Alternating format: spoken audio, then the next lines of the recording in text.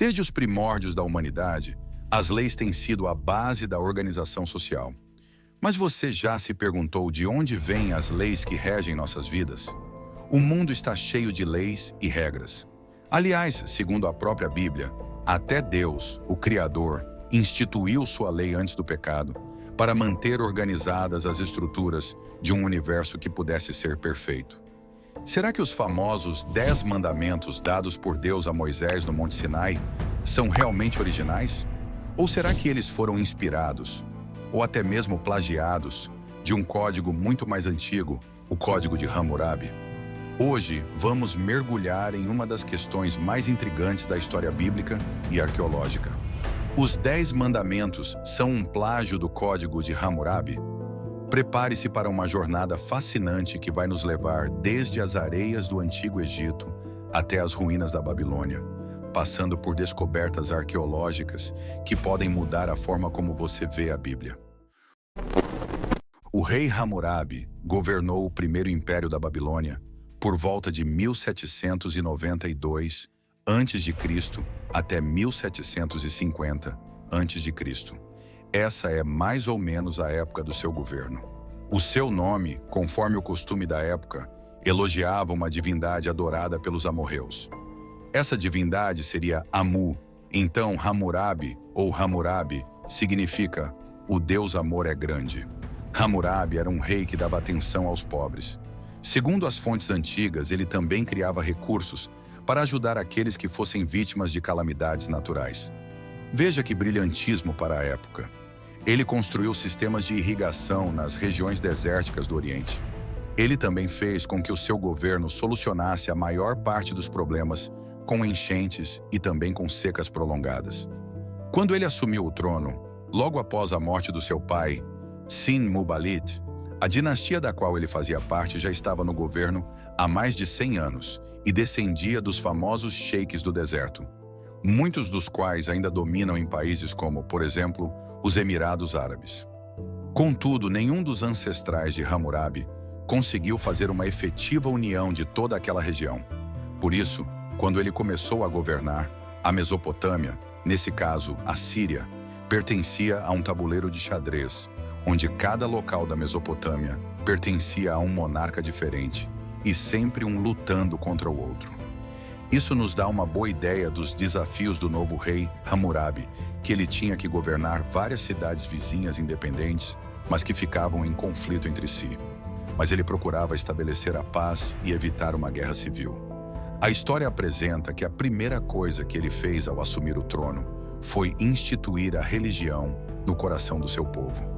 Há quem defenda que ele talvez fosse monoteísta, ou pelo menos monolátrico, adorador de um único Deus, talvez até algo parecido como o patriarca Abraão, que também era monoteísta. Nós não conseguimos saber detalhes disso, mas é apenas uma hipótese. De qualquer maneira, o politeísmo não foi extirpado da região. Vários deuses ainda estavam na mente do povo. Então, Hammurabi instituiu, pelo menos essa certeza.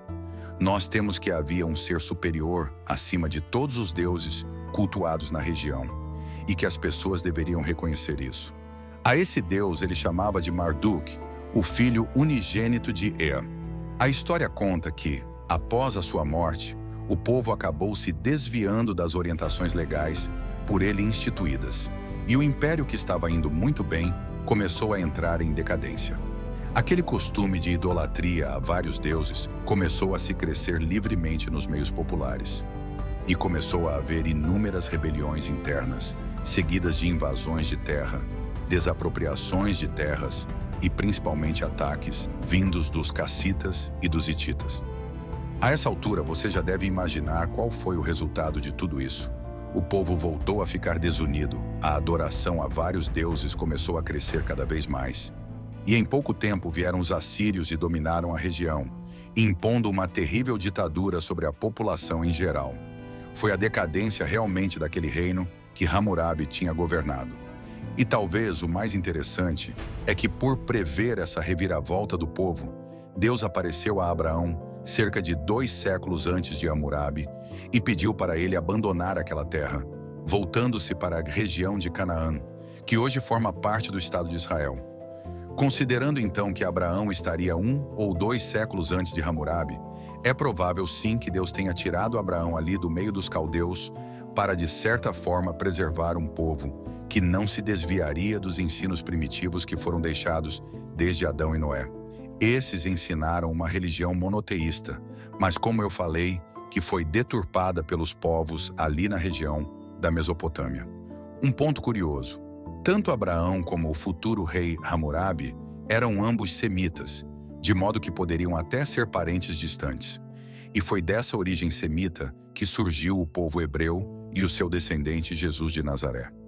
Voltando a Hammurabi, ele parecia perceber que após a sua morte, os sucessores acabariam se desviando dos seus princípios, e os sujeitos da nobreza iriam desmoronar a estrutura que ele deixou. Sendo assim, Hammurabi resolveu gravar em pedra um resumo de suas leis, registrando-as para os seus descendentes. É curioso que, para as pessoas do Antigo Oriente Médio, a pedra sempre foi e continua sendo um símbolo de eternidade. O Código de Hammurabi põe como princípio máximo da sua lei aniquilar o mal e o ímpio, para que o forte não prejudique o fraco. O Código de Hammurabi também pode ser distribuído em 3 categorias de direitos e obrigações dos cidadãos locais. Ou seja, Hammurabi se preocupou muito com a unidade do império, como já falei, e fomentou a ciência, a economia e também, por tabela, a política e a religião. Descoberto em 1901 na antiga cidade de Susa, no atual Irã, esse código é uma das primeiras coleções de leis escritas da história. Ele foi gravado em uma estela de basalto negro, com mais de 282 artigos que cobriam desde questões familiares até crimes e punições. Segundo a estela, Hammurabi recebeu essas leis diretamente do deus Shamash, o deus da justiça. Isso nos mostra que, assim como os 10 mandamentos, o Código de Hammurabi também tinha uma origem divina, pelo menos na visão dos babilônios. O objetivo principal do Código de Hammurabi era unir o reino por meio de um conjunto de leis gerais. Então, para atingir esse propósito, Hammurabi mandou distribuir cópias da lei por várias partes do reino. Ou seja, quando você pega o Código de Hammurabi, você vê que ele era colocado originalmente na porta de uma cidade, para que todo mundo que entrasse ali pudesse ler quais são as regras de conduta daquela cidade. Algumas das leis mais famosas do Código de Hammurabi incluem a Lei de Talião, que estabelece que a punição deve ser proporcional ao crime cometido, olho por olho, dente por dente. Outras leis tratam de questões como roubo, divórcio, herança e até mesmo a responsabilidade de construtores e médicos. Se você está gostando desse conteúdo, não se esqueça de se inscrever nesse canal e deixar o seu like. A semelhança do Código de Hammurabi com muitos outros itens que nós temos em legislações posteriores é muito interessante. Por exemplo, existem semelhanças entre o Código de Hammurabi e o Código de Moisés. Aliás, essas semelhanças são tão impressionantes que alguns até pensaram que Moisés estaria copiando o Código de Hammurabi.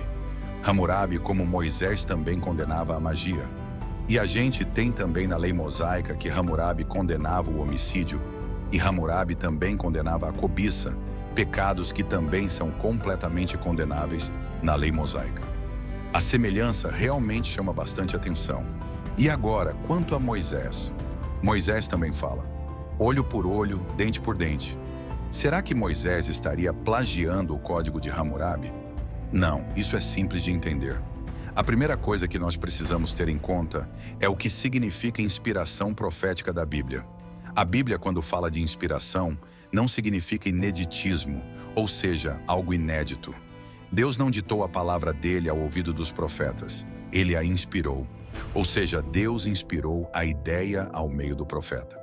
Agora, coube ao profeta, ao autor bíblico, escrever aquele pensamento de Deus com suas próprias palavras.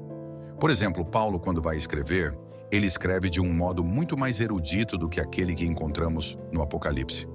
Porque Paulo tinha muito mais cultura do que o apóstolo João ou o secretário que ajudou o apóstolo João a escrever o Apocalipse. Supostamente, cada um se expressava com a sua própria cosmovisão, aquelas verdades que Deus colocou na mente dele. É lógico que o Espírito Santo encaminhou isso para que a pessoa não cometesse erros que pudessem comprometer a revelação dada por Deus. Paulo, quando estava pregando, ele citou o poeta Arato, que era um poeta dos gregos. Ele citou Epimênides, que também era dos gregos, e nenhum desses dois eram profetas inspirados na Bíblia. Mas Paulo usou expressões deles para dar um contorno, uma ilustração da sua mensagem. De igual modo, Lucas, ao escrever o seu evangelho, também fez uma pesquisa, uma investigação de todas as fontes, e a partir delas compôs o evangelho. Ou seja, o autor inspirado pode sim buscar recursos de citação e pesquisa. Você sabia que Jesus também citou, meio que por tabela, algo que está no Código de Hammurabi? Mas veja nas palavras de Jesus como a lei do talião seria traduzida de uma forma diferente. Ouvistes o que foi dito, olho por olho, dente por dente. Eu, porém, vos digo que não resistais ao mal, mas se qualquer te bater na face direita, oferece-lhe também a outra. E ao que quiser pleitear contigo e tirar-te a túnica, larga-lhe também a capa. E se qualquer te obrigar a caminhar 1 milha, vai com ele 2. Jesus não estava, de maneira nenhuma, dizendo que nós não podemos buscar os nossos direitos, que nós não podemos contratar um advogado ou acionar a legislação a nosso favor. Não é isso. Jesus não está ensinando ninguém a ser sangue de barata. Mas, de qualquer maneira, ele está mostrando que o amor pode trazer muito mais justiça do que a vingança, do que a busca de direitos. Ou seja, você na vida tem que saber eleger as suas batalhas. E muitas vezes, escolher se você quer ter razão ou ser feliz. E às vezes você é feliz não em ter o meu direito satisfeito, mas em amar o meu semelhante. Às vezes não compensa ir até as últimas consequências por um direito adquirido. Há famílias que ficam gerações e gerações brigando por causa de herança. E no final, todos são punidos. Portanto, a lei do talião ditada por Hammurabi e citada por Moisés, nos lábios de Jesus, é a lei do amor. Então, os 10 mandamentos são um plágio do Código de Hammurabi? A resposta é, não exatamente. Ambas as civilizações surgiram no Crescente Fértil, uma região onde ideias e tradições eram frequentemente compartilhadas. É possível que os hebreus tenham sido influenciados por conceitos jurídicos mesopotâmicos, mas adaptaram-nos ao seu contexto religioso e cultural. A ideia de plágio não se aplica aqui. Em vez disso, vemos um exemplo de como valores universais, como justiça e respeito, surgem de forma independente em diferentes culturas. O Código de Hammurabi e os 10 mandamentos são 2 pilares da história humana, cada um refletindo a busca por ordem, justiça e significado em suas respectivas épocas. Enquanto um é um marco do direito secular, o outro é um fundamento da fé e da ética. E aí, o que você acha? Deixe nos comentários sua opinião sobre essa fascinante conexão histórica. Não se esqueça de curtir, compartilhar e se inscrever no canal para mais curiosidades bíblicas e históricas. Até a próxima. Cansado de se sentir perdido ao ler a Palavra de Deus? O Manual da Bíblia oferece um panorama completo de Gênesis a Apocalipse, com ilustrações, mapas e tabelas, além de uma abordagem simples e acessível. Prepare-se para transformar a sua leitura e compreensão da Bíblia. O Manual da Bíblia é um panorama completo, ensinando a Palavra de Deus de maneira simples e didática, com ilustrações. Acesse o link nos comentários e tenha acesso ao Manual da Bíblia, mais ilustrações para enriquecer o seu aprendizado da Palavra de Deus.